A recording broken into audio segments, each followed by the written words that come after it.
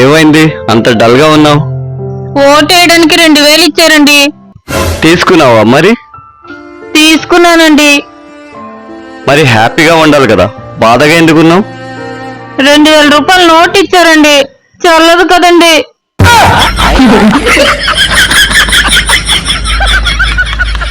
ఏమండి, మన పెళ్లి ఇన్ని సంవత్సరాల్లో నేను మిమ్మల్ని ఒకటి అడుగుదాం అనుకుంటున్నానండి.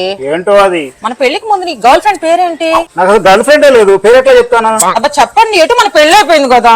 అబ్బా గర్ల్ ఫ్రెండ్ లేదు కళ్యాణి, ఎలా చెప్తాను? అబ్బా నేను ఏమనుకుని చెప్పండి. ఏదంటే వినవేంటి? అబ్బా చెప్పండి ప్లీజ్ అండి. ఏమనుకోగా? ఏమనుకోనండి, నేను అడుగుతున్నాను కదా. సునీత. సునీతనా? వంటలు ఏం చేస్తున్నావు? భలే స్మెల్ వస్తున్నాయి, నీ చేత్తో తినిపిస్తావా? సునీత చేత తినిపించుకో. కళ్యాణి టవల్ ఇవ్వు. సునీత చేత తిప్పించుకో.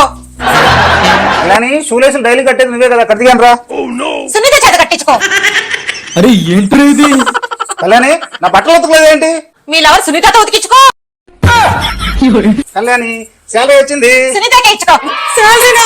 నాకేమండి, సునీత కొద్దండి, నాకు ఇచ్చేయండి. అదేంటి నా పళ్ళని సునీత చేయించుకోమంటున్నావు కదా? కాదండి, నేనే చేస్తానండి. సునీతకి ఇస్తాను, ఏం కాదు. నాకేమండి, నాకు అన్నం పెడతావా? బట్టలు ఉతుకుతావా? సునీత మాట రావద్దు ఇంకోసారి, సరేనా?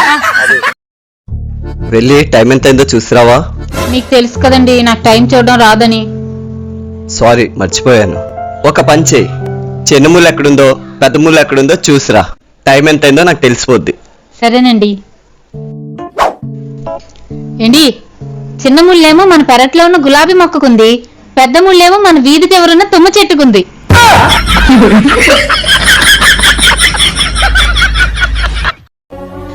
సార్ మా ఆయన చూసారా సార్? మా ఆయన చాలా హ్యాండ్సమ్ గా ఉంటారు, అందరు అమ్మాయిలు తన వెనకనే పడతారు సార్. ఒక్క మాట అన్నందుకు అలిగి వెళ్ళిపోయారు సార్. మీరు ఏమైనా చూసారా?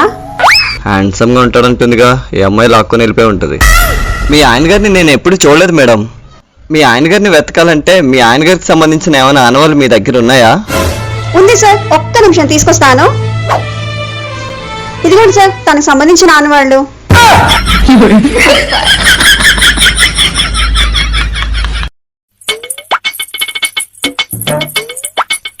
ఏంటే అలా తిరుగుతున్నావు?